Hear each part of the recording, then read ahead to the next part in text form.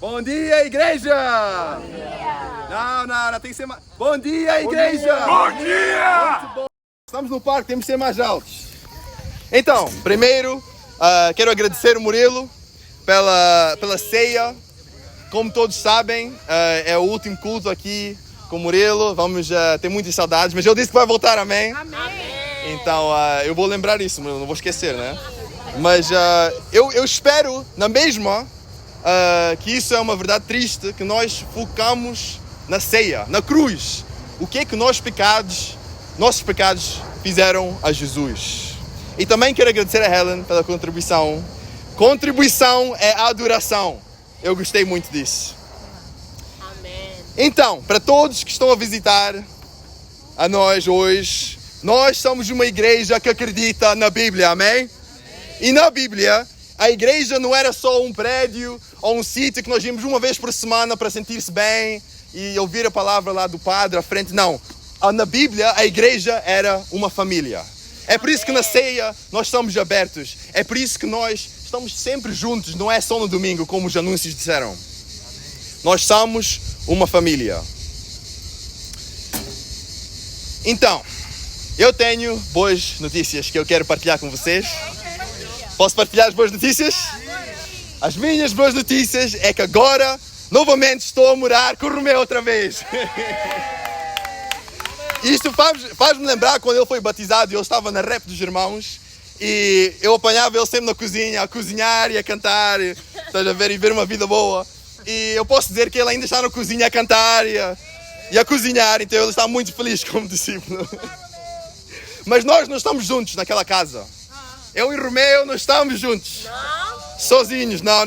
Tem mais alguém entre nós, que é a Olímpia. E no outro dia, eu cheguei na casa dos Trias, né? Eu entrei e toda a gente aqui sabe que a primeira coisa que faz a Olímpia, ela corre para a porta, ela começa a saltar em ti, é um cão, para aqueles que não sabem, né? É um cão. E fica tão feliz que as pessoas estão ali, saltam, nem sabem o que vai fazer. Mas quando eu entrei na casa dos Trias, eu olhei para a Olímpia e ela estava no canto da sala, né? E estava com orelhas para baixo, e eu pensei tipo... Por que está assim? Isso não é normal, né? Fez alguma coisa ela? Eu olhei, estava nada destruído, então eu pensei, se calhar agora ela finalmente me respeita, ou estás a ver, dá-me algum espaço. Mas estás a ver, deixei largar minhas coisas no chão, na mesa, fui para a casa de banho, fui lavar as minhas mãos e eu vi marcas no chão, estás a ver, tipo de lama. E eu pensei tipo, Romeu fez isto, assim, é possível? E depois eu olhei mais perto e eu vi que pareciam patas e lama. E eu disse, amém, vou limpar, não é nada grave, né? E depois disso fui para o meu quarto. E quando eu deitei na minha cama, eu notei que tinha patas no lençol da minha cama por todo lado. E eu pensei, Olímpia, o que é que tu fizeste? Claro, foi na minha cama, de todas as camas lá. Crescendo essa frase, o que é que tu fizeste, era basicamente o meu nome. Para quem não me conhece, eu sou António, eu sou meio moçambicano, então africano, e meio português, de Portugal. E como criança, era desastrado. Eu era clumsy, estás a ver? Eu partia pratos, eu partia copos, eu batia-me em todo lado, eu tinha marcas no meu corpo, eu nem sei de onde veio essas marcas, mas eu era muito clumsy. E se eu tocasse, provavelmente, em qualquer coisa, essa coisa parava de funcionar. Isso era o meu poder. Isso era o meu poder. E a minha mãe sempre dizia para mim, Tó, o que é que tu fizeste? Tó é o meu nome português que me chamam em casa, né? Tó, o que é que tu fizeste? E houve um dia que fiz algo muito mau. E isto foi uma das piores coisas que eu já fiz. E se meu pai estava aqui hoje, se calhar, eu acho que ele vai ver no YouTube, né? Ele vai lembrar logo. Eu ainda ficava chateado, né? Mas nós estávamos há muito tempo atrás, quando eu era criança, em Espanha, a acampar. E eu gostava de carros, né? Então eu estava dentro do carro do meu pai. O carro estava estacionado dentro de uma floresta onde estávamos a acampar. Eu estava dentro do carro e eu estava ali, estás a ver? Na minha cabeça estava a ter uma corrida. Estava a dirigir na minha cabeça. Mas a floresta não era plano. era tipo no monte. Então eu estava a brincar com o volante, estava a fazer as mudanças todas, estás a ver? Não estava a falar nenhuma mudança. E achei uma ideia incrível: libertar o travão de mão. E assim que eu fiz aquilo, o carro devagarinho começou a descer. Isto aqui é uma história verdadeira. E os meus pais, eu vi, começaram a correr atrás do carro. E depois o carro bateu diretamente numa árvore. Os vidros partiram, ficou tudo partido. E eu não me lembro bem do que aconteceu a seguir. Minha memória não existe depois disso, né? Mas eu cresci numa casa meio africano. Então, vocês podem imaginar o que é que aconteceu comigo, né? Mas a verdade é que em todos os erros, a pergunta era sempre a mesma. Tó, o que é que tu fizeste? Essa pergunta não era para eu responder, não era realmente uma pergunta. Não. Era para mostrar desilusão. Exatamente. Disappointment. E para eu me enfrentar a verdade que eu fiz algo errado. Era sempre isso. Às vezes só basta uma pergunta para trazer alguém de volta à realidade. E Deus faz isto desde o início dos tempos. Então, tenho uma pergunta para todos aqui hoje. Qual acham que foi a primeira pergunta que foi feita no mundo inteiro? Alguém quer adivinhar? Onde estás? Interesting, não foi? Não foi. Muita gente acha que é onde estás. Vamos para Gênesis, capítulo 3, versículo 1. Vamos lá, Antônio. Peraí, irmão. Gênesis, capítulo 3, versículo 1. A serpente era o mais astuto de todos os animais selvagens que o Senhor Deus tinha feito. E ele perguntou à mulher: foi isto mesmo que Deus disse? Não comam de nenhum fruto das árvores do jardim? A primeira pergunta na Bíblia não veio de Deus. Veio do Satanás. Ele perguntou: foi mesmo isso que Deus disse? Foi mesmo Deus que disse que és especial? Foi mesmo Deus que disse que tu és um discípulo verdadeiro? Desde Gênesis até hoje, Satanás continua a plantar dúvidas com as mesmas perguntas. Alguns de nós não percebem, que Satanás vem conosco para a igreja de manhã. Nós esquecemos disso. Estamos a andar com discípulos, estamos a cantar canções. Esquecem que Satanás está ao lado de nós quando nós estamos na igreja. Ele cresceu num lugar santo. Ele era um anjo. Satanás senta ao lado de ti quando estás a ter um tempo de discipulado. Está ao lado de ti. Quando estás a tentar resolver um problema com teu marido ou com tua esposa, ele está sentado ao lado de ti. Nos teus tempos mais fracos, mais tristes, ele está ao lado de ti. Sempre que deixas de lado as Escrituras, por causa das emoções ou por causa de qualquer outra desculpa, é Satanás que está-te a influenciar. Quando tu abres a Bíblia de manhã, porque nós fazemos tempos com Deus de manhã, há duas opções que nós podemos tomar. Primeira é mudar ou ficar na mesma. Qual escolheste esta manhã? Para mudar ou para ficar na mesma? Ou até se calhar nem abriste a Bíblia hoje de manhã. Hoje não estou aqui para vos animar, para vos encorajar. Hoje estou aqui para deixar a palavra de Deus falar convosco. Amém. Infelizmente já sabemos o que é que acontece depois desse versículo em Gênesis. Que Eva continua a conversar com Satanás. Vamos para Gênesis capítulo 3, versículo 6. Vamos lá, Antônio. A Bíblia fala em versículo 6. Quando a mulher viu que a árvore parecia agradável ao paladar, era atraente aos olhos e, além disso, desejável para dela se obter discernimento.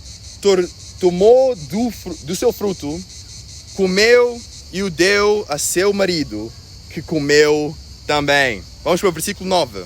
Mas o Senhor Deus chamou o homem, perguntando: onde está você? Deus pergunta: onde está você? Onde é que estás? Isto foi a primeira pergunta que Deus perguntou ao homem. Mas não é bem uma pergunta. Deus é Deus, Ele sabe. Ele sabe o que aconteceu. Sim. É uma chamada para acordar, para o Adão acordar. Onde estás? Deus esperava encontrar Adão onde o deixou. E a mesma coisa com Eva. Ele pensava que eles iam estar onde Deus lhe deixou, que é caminhar com ele no jardim. Imagina afastar-te tanto de Deus, estar tão longe de Deus que viver com Ele já não é suficiente para ti. Isso é exatamente o que aconteceu. E a Bíblia fala que Adão estava com a Eva aquele tempo inteiro que Satanás estava a falar com ela. Fala isso na Bíblia. Quanto tempo é que vocês acham que demorou para Adão passar de liderar a sua esposa com alegria para ficar calado a ver Satanás destruir o casamento dele? Vamos outra vez para o versículo 6. Logo no fim do versículo 6, na última linha fala: comeu e o deu ao seu marido. Então ele estava lá ao lado dela aquele tempo inteiro. Adão estava ali enquanto Satanás destruiu tudo. Um dos maiores pecados com que muitos homens lutam hoje em dia é a apatia, apathy. Desligar-se emocionalmente, completamente. E vemos isso aqui acontecer com Adão, completamente desligado. Quanto tempo é que vocês acham que a Eva demorou para passar de grata a Deus e submissa a Adão e chegar a um ponto que até duvida agora a palavra de Deus? Eu não sei exatamente quanto tempo, porque não fala na Bíblia, mas sei que não aconteceu de um dia para outro. Igreja, hoje a minha pergunta é: onde é que tu estás espiritualmente?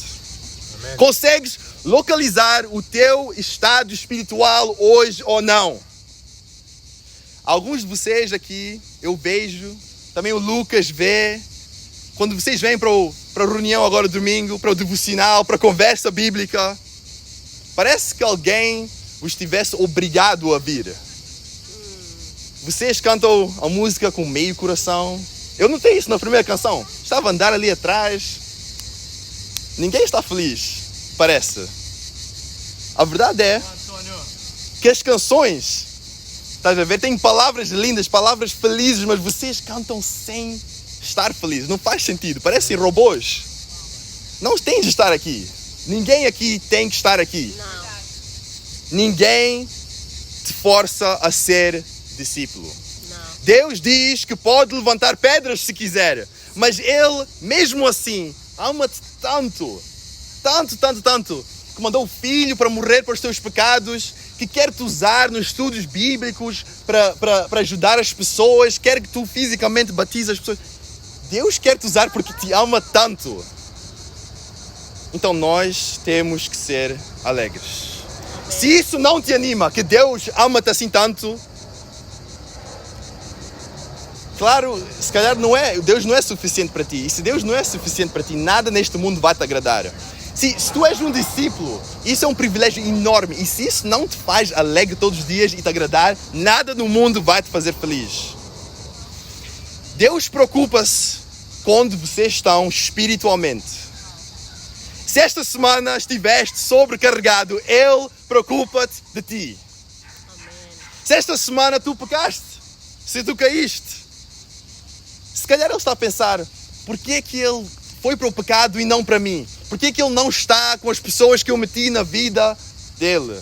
Mas Ele preocupa-se de ti espiritualmente. E a verdade é que outra vez a gente sempre esquece é que Satanás também preocupa-te muito de ti. Todos os dias Satanás está preocupado de ti. Satanás ama discípulos. Já tem as pessoas no mundo. Discípulos não tem. O título hoje é: para onde está o teu coração a levar-te? Onde é que está o teu coração a levar-te hoje em dia? Se estiveste agora diante de Deus, se Deus estava à frente de ti, onde diria que tu estás? Porque se não sabes onde estás, não vais saber chegar onde queres, que isso é o céu. Se eu estou perdido numa floresta e eu não sei onde é que estou, como é que eu vou saber como chegar em casa? Eu não sei qual é a direção que eu tenho que ir. Hoje é um dia para refletir. Eu quero que vocês refletem no seu caminho com Deus, que escutam a palavra e mesmo veem ou descobrem onde é que vocês estão espiritualmente. Um homem uma vez disse que as pessoas entram e buscam as relações e as amizades para se sentir bem, para receber algo. Eu acho que se calhar, pelo menos uma vez na nossa vida, já fizemos isto também, especialmente no mundo. Mas aqui está o resto da frase. E muitos de vocês já ouviram isto antes, porque é muito famoso. As relações falham, sempre. Porque vais para receber e não para dar. Isto é verdade. Quando foi a última vez que perguntaste como é que Deus se sente sobre a minha relação com Ele? Porque eu sei como eu sinto. Eu sei como é que eu sinto uma relação com Deus. Mas como é que Deus sente-se com a relação que eu e Ele temos? Isso leva-nos a perguntar o que é que Deus realmente valoriza. Não o que eu acho que Ele valoriza. Não o que eu vi quando uma pessoa pregou, ou numa igreja, ou num estudo. Mas o que é que a Bíblia diz que Ele realmente valoriza num relacionamento verdadeiro. Eu sei que eu valorizo respeito, obediência, comida. Eu valorizo muito comida, eu adoro comida. Quando a Gabi fez o stroganoff, até quando Douglas faz o stroganoff em casa, isso me encoraja muito. Olha, Jesus é o exemplo perfeito, nós todos sabemos disso. Para nós, eu todos os dias oro para ser mais como Jesus, ter a paciência dele, o amor dele. Mas, como igreja, nós estamos a ler Josué juntos, por causa da conferência. Então, hoje eu quero focar num homem chamado Caleb.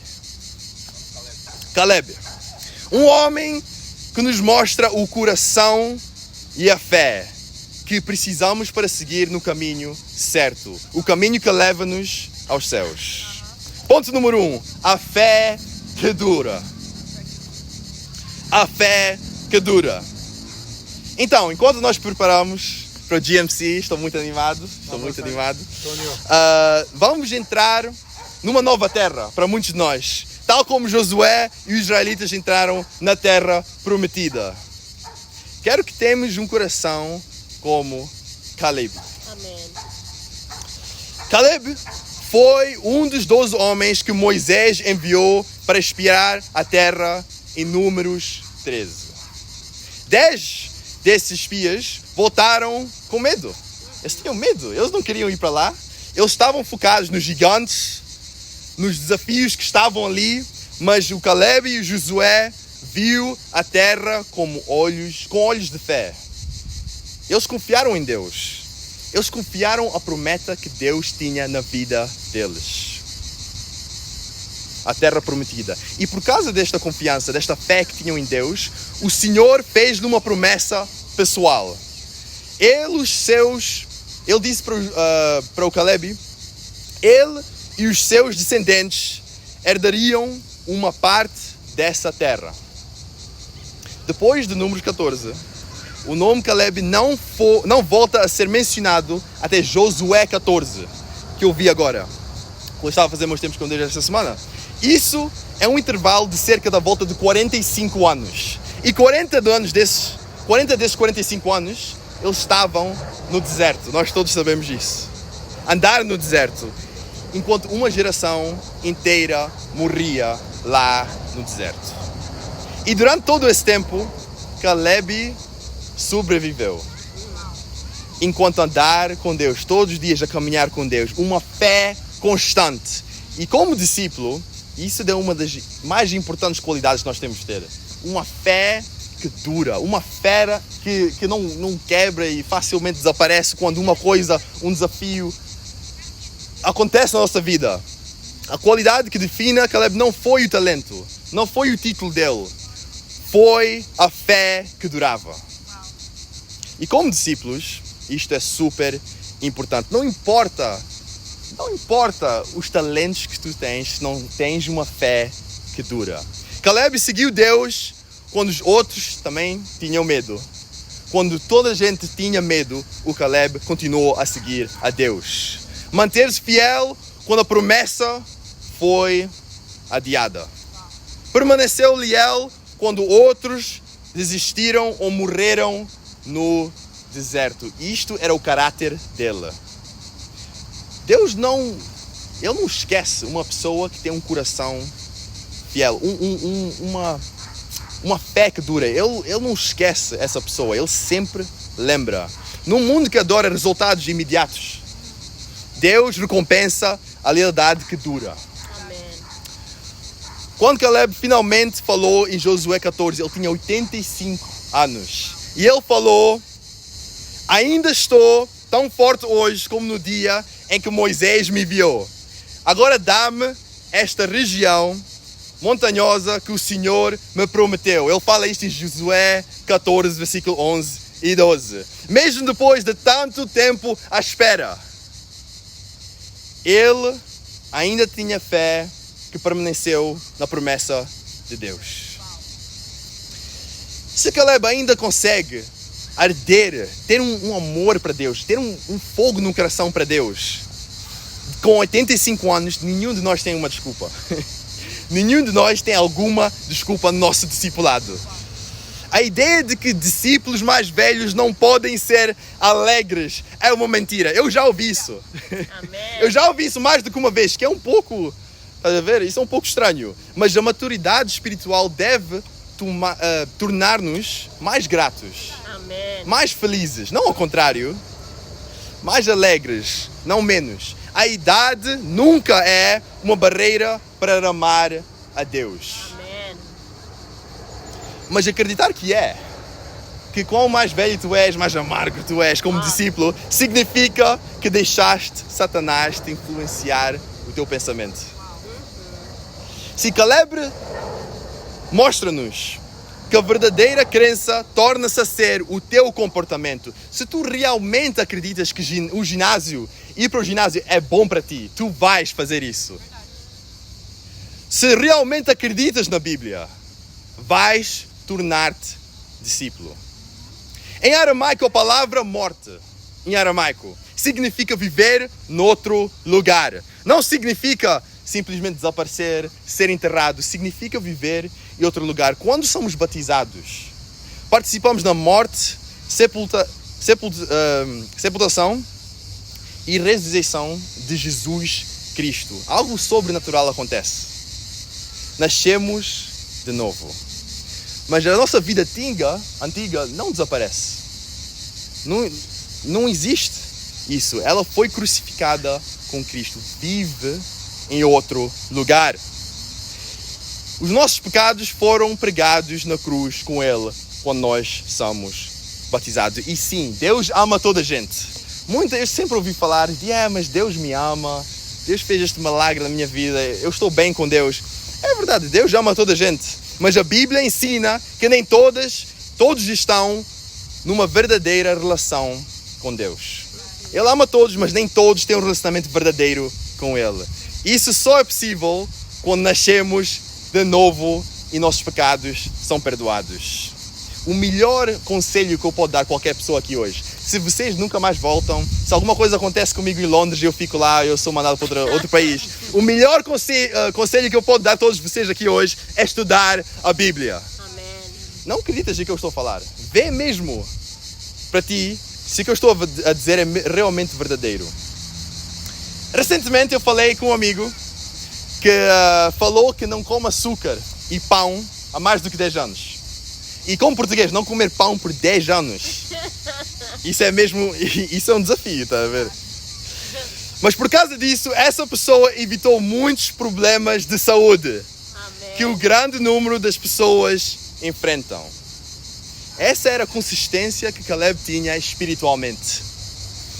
E sinceramente eu fui desafiado com essa consistência. Não só na minha caminhada com Deus, mas em qualquer área da minha vida. Em todas as áreas da minha vida. Na sexta-feira fui fazer jiu-jitsu com a Romeu, com o Martim, com o Nelson. Foi super divertido. Eu vou começar a ir agora todas as semanas. Aquilo foi incrível. Mas no fim, estávamos a lutar em rondas de 2 minutos, sem parar. 2 minutos. E na última luta, estás a ver? Eu ia lutar contra um nosso amigo de nós, que é o Martim. E logo quando eu ia começar, eu tive uma cãibra. Eu nem sabia o nome em português, porque eu nunca tive desde que eu cheguei em Portugal. Estás a ver? Mas minha perna prendeu. E eu pensei, eu não consigo lutar, eu vou perder. E o coach olhou para mim e disse, não, tem que ir, tem que continuar. Eu pensava que ia morrer. Eu estava com tanto medo. Naquele momento percebi, não tenho investido em mim fisicamente como eu pensava.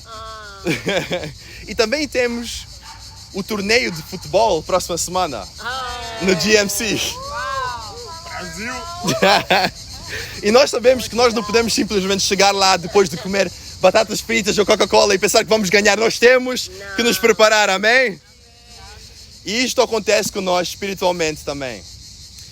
Então a pergunta é, estás no caminho certo para acabar no teu destino, que é o céu? Ponto número 2. Vamos, Antônio. Vamos. Humildade. Humildade. A base da fé que dura. Epá, vocês ainda estão comigo? Sim. Ainda estão estamos todos entre uns aos outros? Vamos, Antônio. Então, Caleb não era israelita de sangue. Ele estava com eles, mas ele não era israelita de sangue. Na Bíblia é sempre chamado Caleb, filho de Jefoné, o quenezeu. Os quenezeus eram um povo descendente de Edom, em Gênesis capítulo 15. Que significa que Caleb provavelmente não nasceu numa das 12 tribos de Israel. Isto vê-se se nós lermos a genealogia, e espero como discípulos de Jesus Cristo, nós não saltamos as genealogias na Bíblia, e nós... está um pouco de silêncio. Nós nunca faríamos uma coisa dessa, certo? Deus valoriza mais o coração do que qualquer outra coisa. E humildade é algo que eu vejo constantemente em Jesus, Sim. em Caleb, nos discípulos de Jesus, mas também no outro grupo de pessoas. Vamos para Josué capítulo 18. Vamos, Antônio. E Antônio? Josué capítulo 18.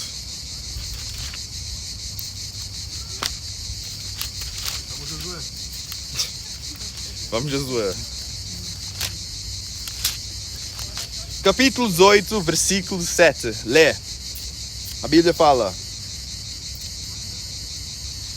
mas os levitas nada receberão entre vocês, pois o sacerdócio do Senhor é a herança deles.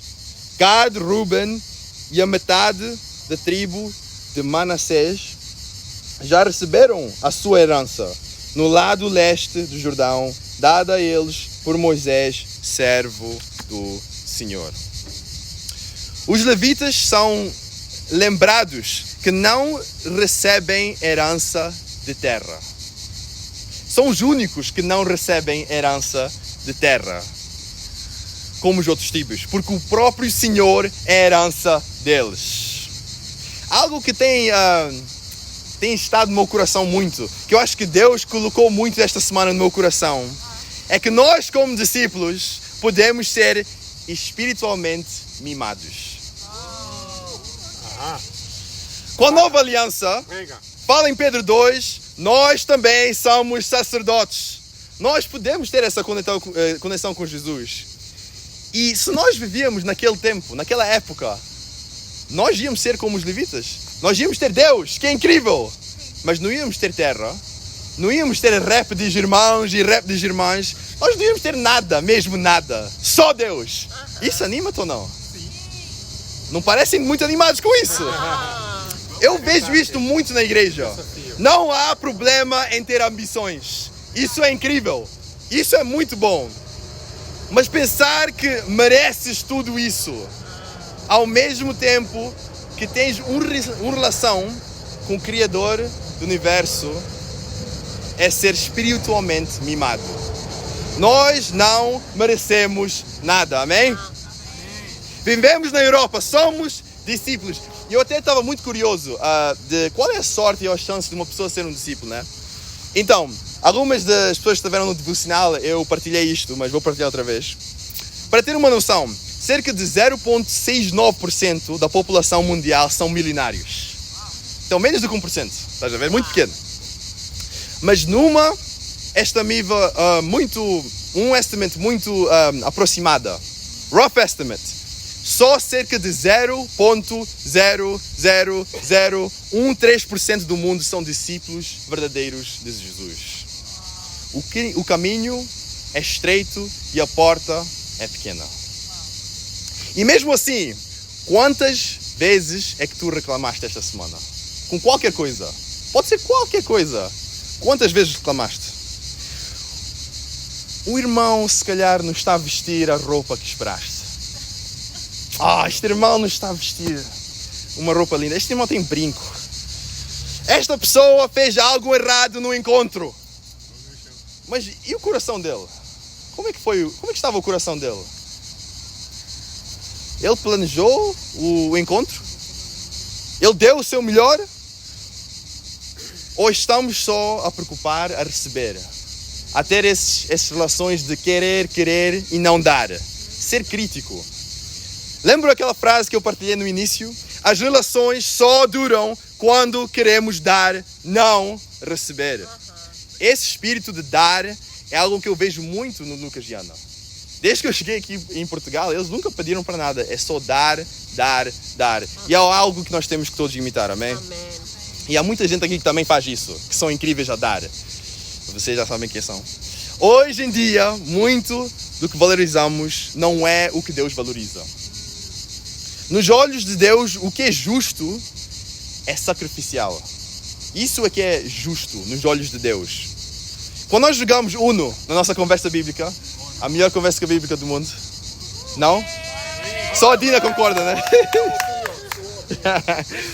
Eu sempre ouvo a palavra, isso não é justo, isso não é justo. Eu sempre ouvo essa palavra. Mas o que é justo aos olhos de Deus? Vamos ver em Hebreus 7.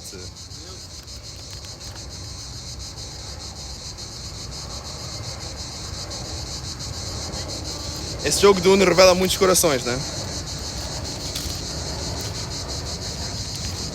Hebreus capítulo 7, versículo 1 a 3.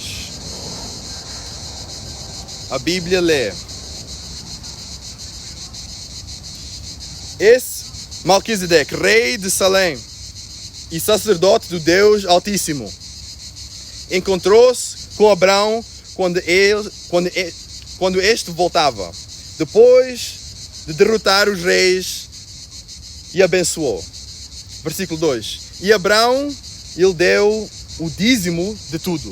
Em primeiro lugar, seu nome significa Rei de Justiça. Depois, Rei de Salém, que quer dizer Rei de Paz. Versículo 3. Sem pai, sem mãe, sem genealogia, sem princípio de dias, nem fim de vida, feito semelhante ao Filho de Deus.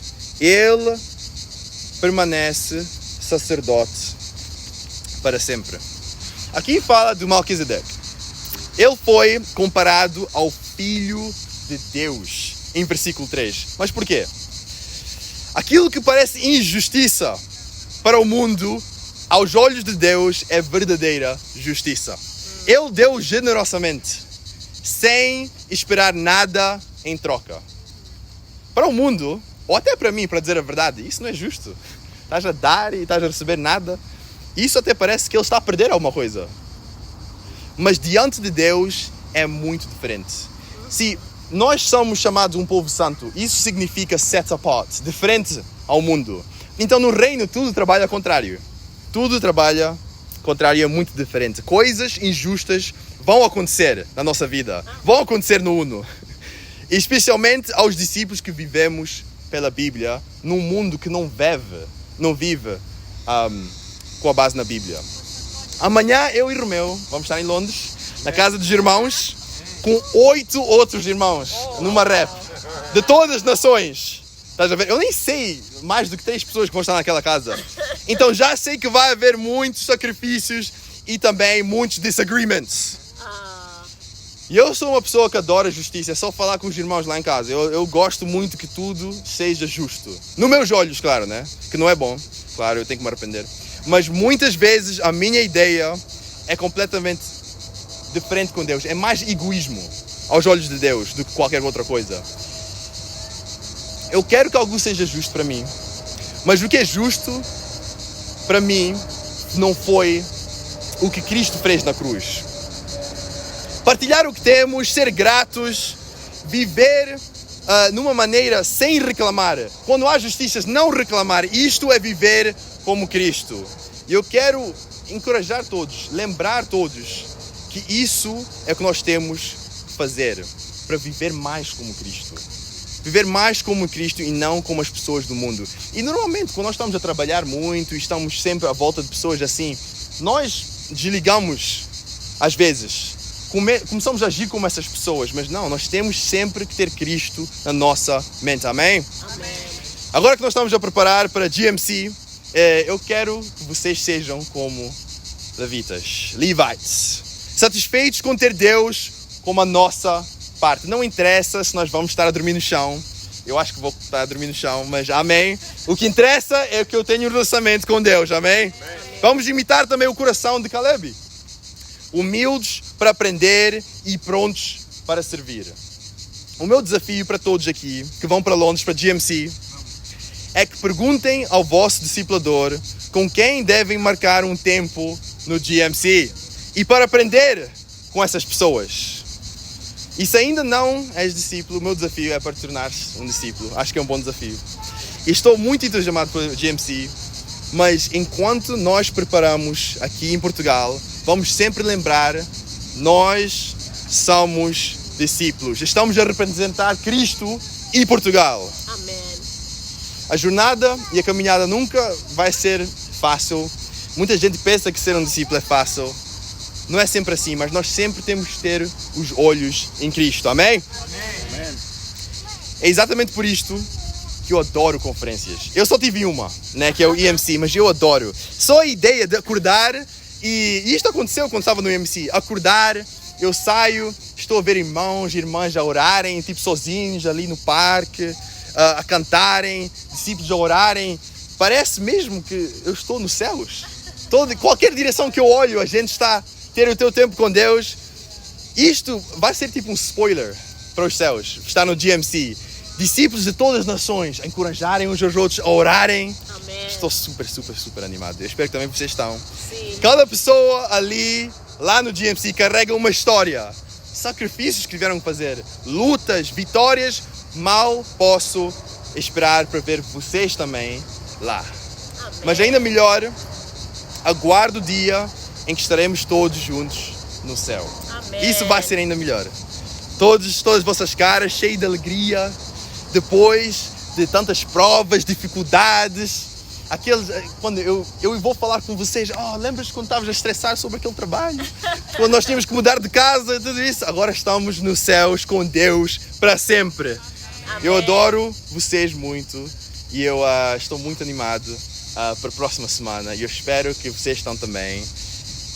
A Deus seja todas as glórias. Amém. Amém.